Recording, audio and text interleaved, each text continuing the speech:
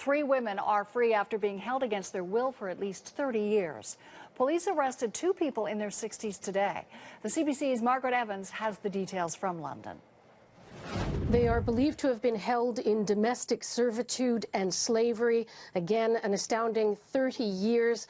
The police describe all 3 women as being in a highly traumatized state. They are still being questioned. The police say they're still trying to piece together just what has happened to them. 3 different nationalities: a Malaysian woman, 69 years old, an Irish woman, 57, and a 30-year-old British woman that police believe has spent her entire life in servitude, in slavery.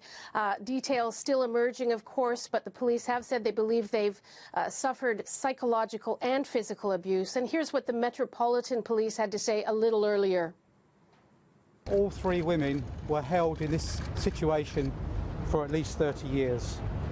They did have some controlled freedom. The Human Trafficking Unit of the Metropolitan Police deals with many cases of servitude and forced labour.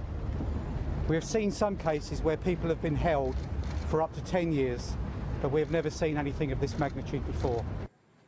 That's really what people are focusing on as well, the length of time.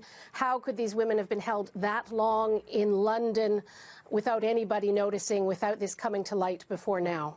Just on that question, Margaret, after all that time, how in fact were they rescued? Apparently they saw a television documentary that was playing on forced marriages.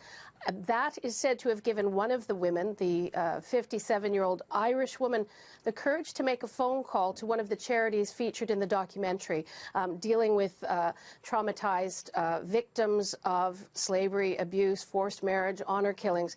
They made the call to that charity. The women were actually released or rescued last month. But it was such a sensitive issue, the charity had to be on the phone with them to convince them to give themselves up. They were living in that kind of state of psychological fear, is what the police are saying.